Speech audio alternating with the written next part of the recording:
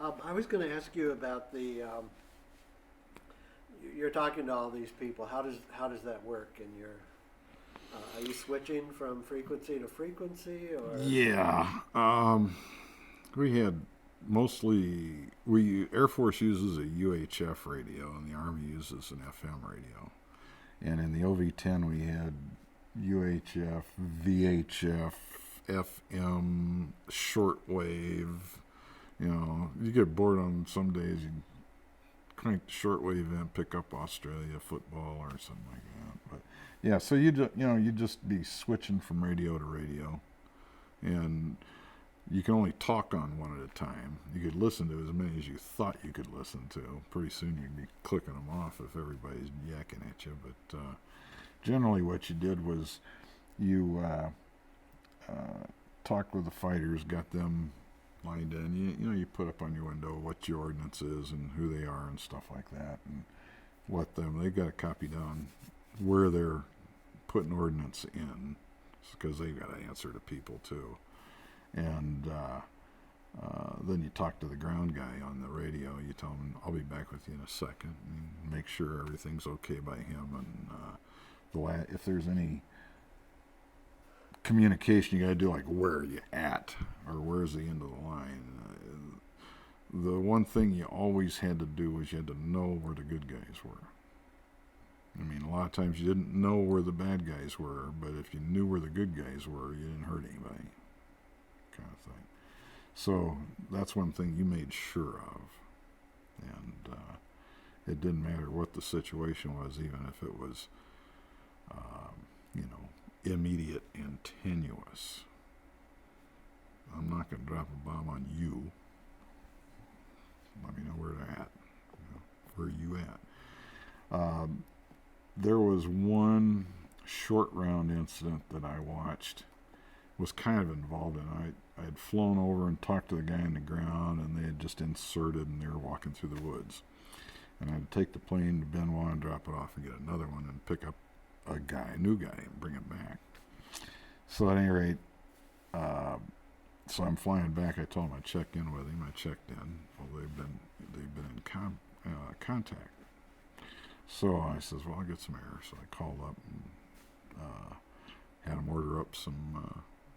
In this case, it was F-100s, and they wanted the Cobras first, because the Army, with their integral thing, they shot a lot closer than we did, because they felt comfortable doing it, I guess. I don't know why.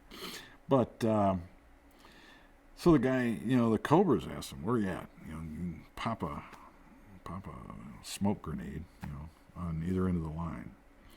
And so they did. There's one here and one here. And the Cobras flew in, and they're saying the bad guys are, within 100 yards of us. They're just right in front of us shooting at us.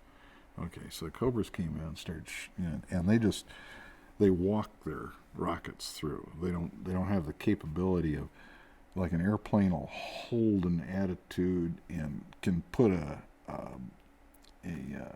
pipper on a point and shoot rocket after rocket into the same spot. A helicopter moves. You put the nose down, it's still moving forward, so they walk the rockets through the target area. And so they were doing that. Typical. All of a sudden, there's all this yelling and screaming, and another smoke grenade goes off. Well, the guy had set his people up in an L. He only highlighted one line of it. Helicopters came through and shot the rockets right through one of his flanks. And of course, now he's getting shot at. He's got his own people shooting him up, and he's really losing it. So I said, this is a bad situation. So I told the fighters that I had there, I said, go up as high as you can, just pull the throttle back and hold on as long as you can. Let me know when you got to go home. So they left and just listened. And you're talking with him, and then pretty soon the young lieutenant on the ground, taking the crap, he's trying to get his people together to get out of there. He's still getting shot at, though. And his boss shows up in a helicopter and is telling him what to do, and him listening to what's going on. He's trying, old guy, probably 30, trying to tell him what to do and get the hell out of there. So they get moving and they stop, and so they give the go ahead. Okay, you can go ahead. They're still getting shot at. I go, okay. So we're going to use some soft stuff up close to the fighters, and I gave them a run-in heading, and they came in and they dropped a nape, and you get a nice line of fire, and so then they go, whoa, they start yelling and screaming. I go, oh no. He says, well, that was a little close. And then the second thing he says, nobody's shooting at us. I go, okay. Oh, so we get back. I had the guys just drop some bombs in the woods and get rid of their stuff so they could go home then. And apparently the end of the line, I got close with the napalm and singed them. And but the thing is, it was better than they weren't getting shot at anymore. So, that was one of those situations where I probably should have backed it off a little, but didn't. But we didn't hurt anybody, but they were all scared and getting out of there because they'd already been shot up once today. And so it's not a great situation. But at any rate, you always knew where your guys were. Did you have faces to go with the voices you were talking to? Rarely. Usually the only time you had a face was when they came back. Like, I had no idea who I was talking to until he brought me a bag with boots in them. One of the other guys brought me back a machine gun, because he had been down there in the woods, and he's talking to the FAC and blow the woods up and make those guys do goofy stuff and start running around where our guys can shoot them now because they're not hiding in holes. And I come back, then you get to meet them and give them a drink, have a good time, tell war stories, stuff like that. And then you got a face. But other than that, there isn't a face. You just know who it is. You got a pretty good idea what he looks like because he looks just like you. Young and dirty. Of course, young and dirty. And that was a steely-eyed killer. Just like every other fact. We were steely-eyed killers. You watch out. Yeah. Yeah, were you? Yeah, no. Well, it just depended on the situation. There's one thing I wanted to let you guys know about this thing is that the things they didn't tell us. Okay. When I was with the 1st Infantry Division, you got to remember, I'm a new guy. I'm probably more dangerous to us than to them then.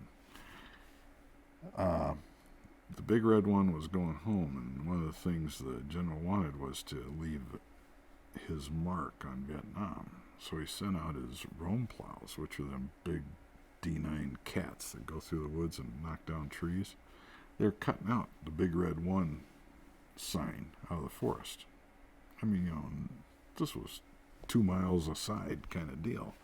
So he's doing a big thing, and it's going to take him years and years to fix that. So they were driving along, and they drove up all of a sudden to a clearing, and here's a VC, it was an NVA command post about 10 miles outside of IK. And we heard about it when I was there. No kidding, dummies, he said, oh yeah, they go in there. There's still rice cooking in the bowls and all that other stuff. It wasn't a troop insertion operation. It's a bunch of guys out with caterpillars knocking down trees, got dumb lucky and drove into this thing. Well, that's the last we heard about it in country. Now, flash ahead a couple of years, and I'm in a different outfit in the Air Force. And we have commander's call. This is in the States. And you go to commander's call, and, they always show you a movie. So we got a movie, and here's the movie, all of a sudden it's about the Big Red One finds the VC or something like that. So they're showing, they had the Army guys, come out with the movie cameras, and they got the Army, reporter talking about all this stuff. And so, they go in and they showed the typical things go in. And then they got some models of airplanes. They got a model of an OV-10. It's got the bullseyes painted on it. This is where you shoot. One is in the cockpit, one is the engine. It's the only two places you aim on an OV-10. Because any other place, it's just going to make a hole in aluminum. Helicopters, different airplanes. But, they had that, and the guy's picking it up, showing us. And then they pan over, and there's a blackboard on the wall with a bunch of writing on it. Then you look, and, they focus in on it. And here are, my name is down about in round number 7. There's my name. And then there's a number. And the guy's explaining what this number is the number of piasters that the Gomer gets if he kills you. They're going, what? They had a bounty on us. And, the guys that had been there longer, their number was a lot bigger because they were dangerous. Mine was pretty small, but they had my name. They had a number. They got my eyes on and nobody ever told us that they had a bounty on us. They told us that there's never been a fact that was captured that was recovered alive. So chances are, if you get captured, you're dead. So don't, you're not going to Hanoi or anything. That ain't going to happen. They're going to kill you because they don't like you. But to find out that they actually paying money to guys to shoot at you, and you just go, whoa. Now see, when I was out at Tay Ninh, from when that happened to probably 4 months later, in the place that the hooch that we had, I was in a little separate building, and that was, 20 feet away from the main FAC hooch. It was just a tin shed, or a tin roof shed with slat sides. And, 2 rows of rocket boxes coming up about this high, full of dirt. It was my spot.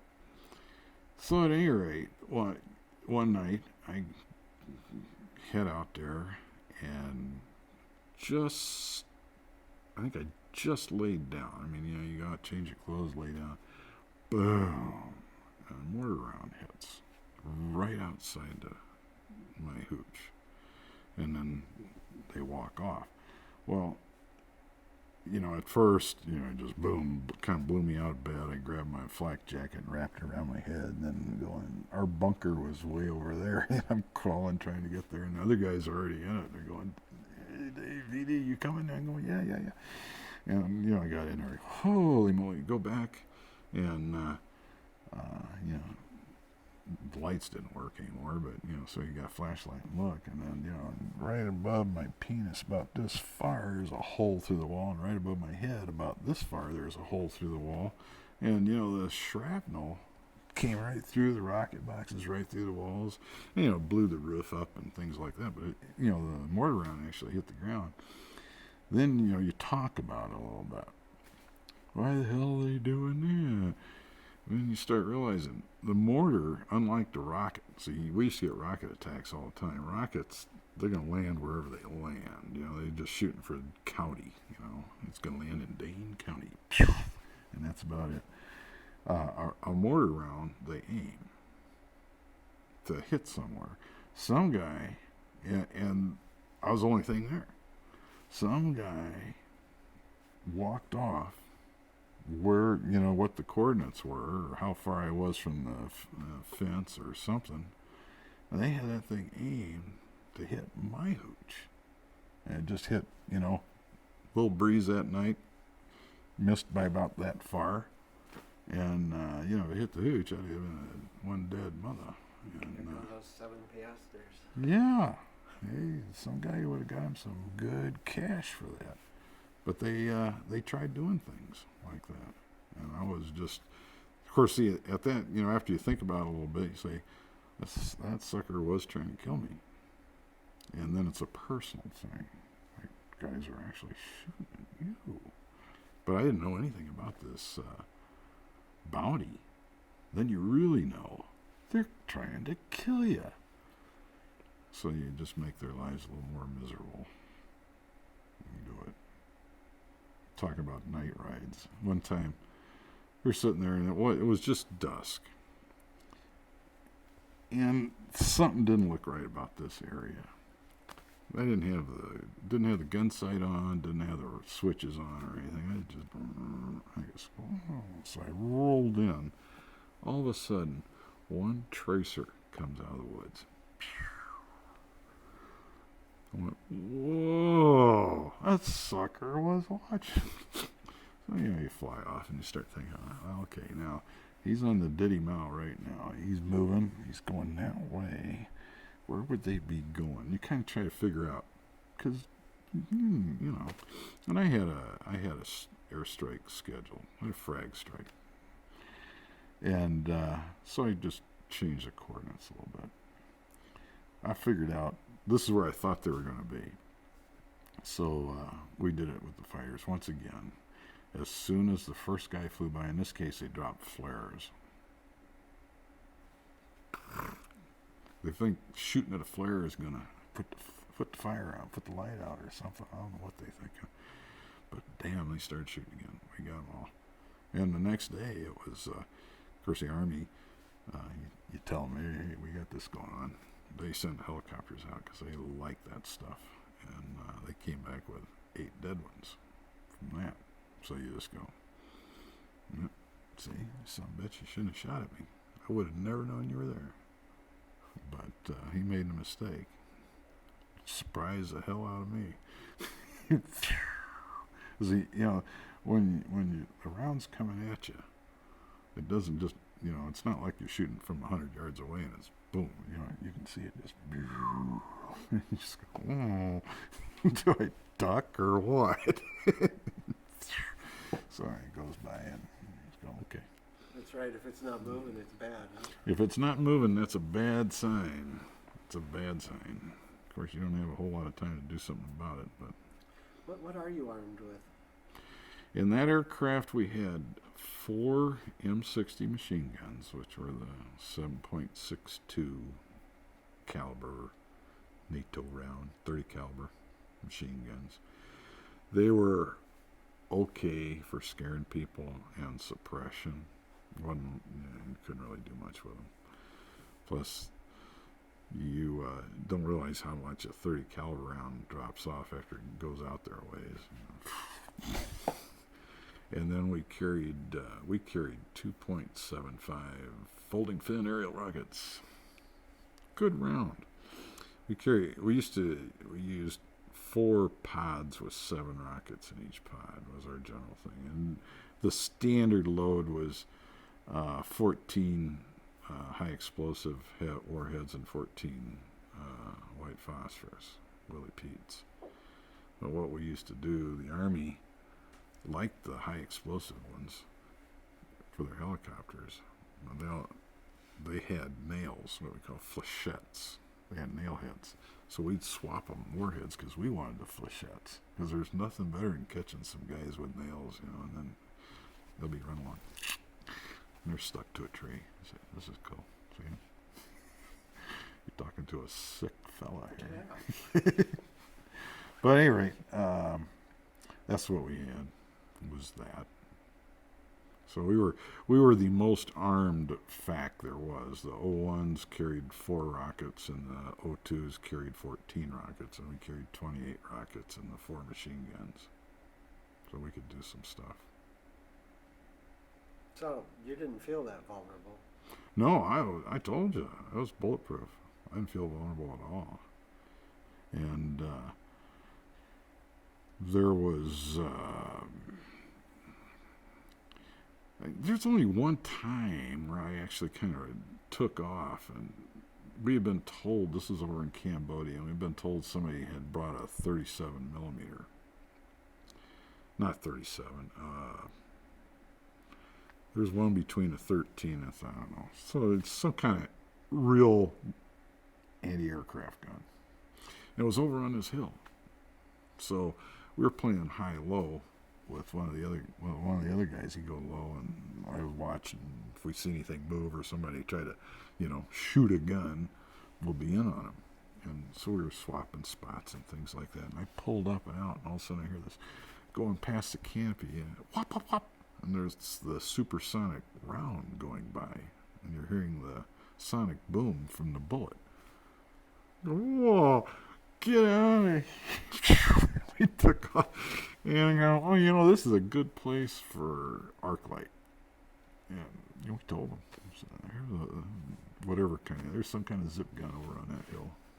It needs to be arc light. Then on the way home, because if you want to die, you'll stick around and screw with them and they'll kill you. That would have happened. But I got away. And when everything was done, I had about 7 or 8 rockets left. And I was flying back home, and there was the hill over there, so I just went. And this was another thing I got good at, was lobbing them.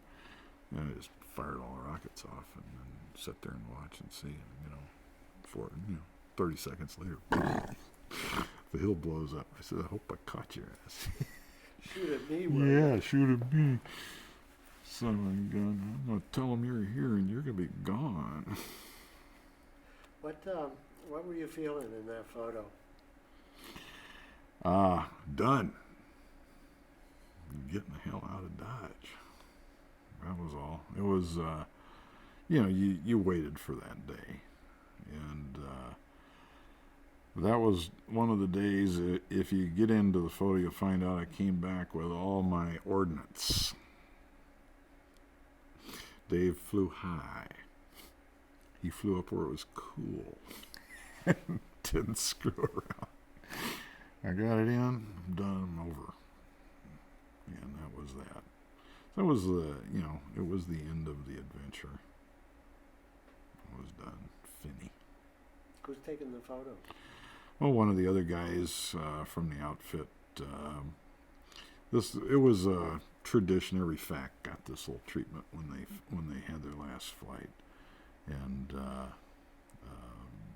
so the guys would lead you in with a Jeep with some smoke grenades going off, and we had a smoke generator on the airplane. And so, you just reach up here and hold the switch, and all kinds of white smoke comes out of the engine, and then, that smoke and all the rest of the people who are there. They're so long, if I had some, I'd have shot myself, so we just, let them know I'm done. I'm short. I'm so short I can't get out of this airplane. And then when you get out, they've got got these old 1930s style fire trucks that they had. And they squirt you with the hose and get you all wet and everything, and then drink some champagne and turn in your stuff, and that's it. Got to give them your gun back. Give them their gun back. Were you ambivalent at all about leaving, or just totally happy? Totally happy. You're not ambivalent about that place at all. I was glad it was over. I was ready to go. And you know that the odds are, if you keep doing that stuff, you're going to get nailed. And there's only so many times you can be lucky or smart. Someday the guy's going to be smarter than you. So, yeah. Well, I wasn't ambivalent. I was ready to go. Besides which, there's another thing that's not in Vietnam. You know what that is?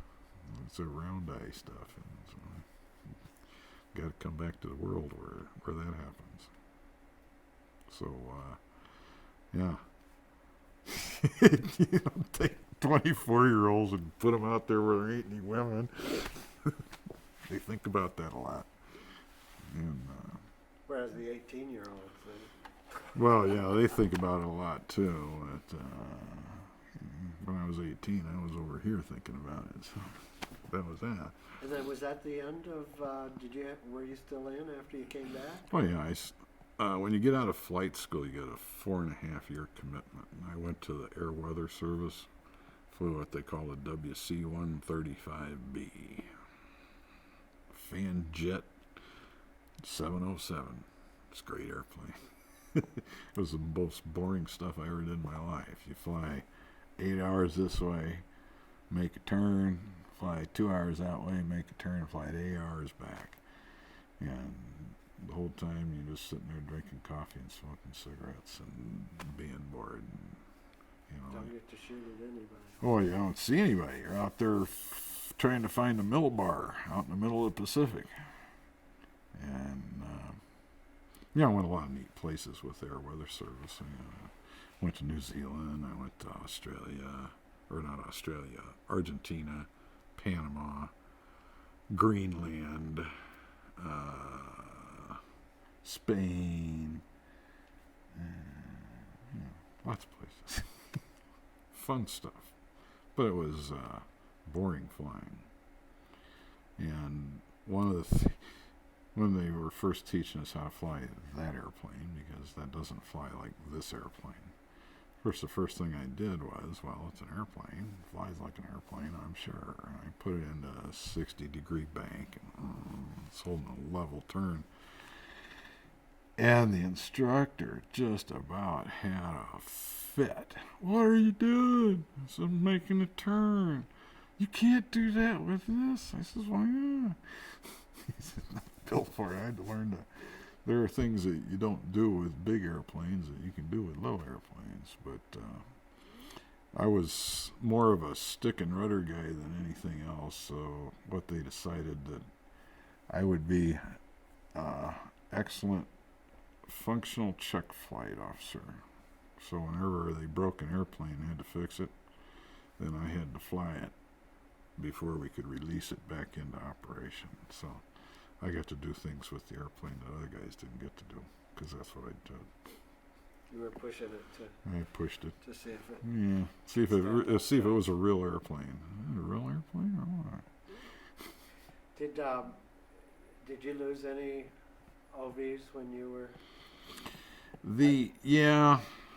And the thing is the guys that got killed pretty much earned it. One of the guys, I went to OV-10 school, and we went over together through the Philippines, and we're on the same airplane, the same thing when we first came to Vietnam. He ended up flying into the ground, and he killed himself, and his wife wouldn't believe that he was dead, and he wasn't shot at or anything. He was screwing off. And there was another guy who actually got hit by ground fire, but he was trolling, and I don't know why, because you didn't have to. We can figure out what's going on without flying back and forth over the same spot until somebody finally gets tired of you disturbing his day and shoot you. But they found 30 bullet holes in the cockpit area. Now, the AK only holds 30 rounds. If he was that close and going that slow, he deserved it. I mean, the guys, every now and then somebody got shot down. One guy we called Magnet Ass. He got a bullet came right between his legs. It was a 50 cal round. Now that was the biggest thing that we ever really came up against in any kind of frequency. But he wasn't screwing around when it happened. The guy was shooting back, and the bullet came right up there, right through his glare shield and out the canopy here. And it scared the hell out of him. We got another guy that got shot down. Well, what had happened is the bullet hit behind the second seat in back and hit some kind of hydraulic tank or something that was in there, and it started burning behind the cockpit area. And all of a sudden he's just looking, and there's fire everywhere in his mirrors, and he goes, "Oh shit, I gotta get out of here." The plane was flying, but it was burning up, and of course the next thing that happens is it gets even hotter. So boom, so he got out of there. and you know that. But he wasn't hurt. You know, neither of those guys were hurt. The guys that got killed flew into the ground. Or then there was another guy when I first got there who was he's a fact for the Big Red Wine, and he was a different brigade. I never knew him, just heard the story, you know. But he flew into the trees.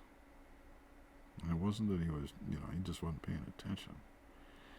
And so, How do you get out? of that plane, with an ejection seat. There was when we first started flying this, the Martin Baker made the ejection seat, and they gave it a 100 rating, which means 100 feet in the air, 100 miles an hour, you will survive all ejections. And while I was there, one of the guys, old Joe Stano, lost an engine on takeoff at Cu-Chi. He was over there, and he didn't recognize that he lost the engine. Of course, he couldn't figure out why the airplane was going like this. And then he hit the drainage ditch and did one of these things. And before he, you know, when he started coming back down, he punched out. So it was 0 altitude and, you know, 100 miles an hour. So they changed the dash one and said, you know, now we got a 0 and 100 rating. And then one of the other guys, Lou, had a Stars and Stripes reporter, because Lou spoke French. I don't even talk about this, you know, but so anyway, he flew Cambodia without a French speaker, and so they put the Stars and Stripes reporter in his back seat. This guy didn't know what he was doing, but somebody had woven. We had a safety pin that went into this part, which held the handle, and then it went back here, and it held the. It was a pin in the rocket motor. And so you take both pins out and you show your pins to the ground crew guy. That means your ejection seat is armed. And, you know, you can punch out now, because you don't want to be in a burning airplane or something, or an airplane that's crashing and go like this, and it doesn't work because there's a pin in it. You didn't know. So anyway, somebody had woven the streamer between the two pins through the handle. So the guy's sitting on the ramp. They got the engines going. It's time to show him the pins. And this guy didn't. He goes, boom. Shot himself on the ramp, out through the back, you know, out of the back seat of the airplane. And pop, chute opens. You know, he makes about one swing and hits the ground. So then we had a 0-0 ejection seat. 0 altitude, 0 airspeed. We got the best one in the world. Like that. Did you fly both? I gotta change names. Can you go on just a little longer? Just a little longer, because I got to get Yeah, going here I pretty know.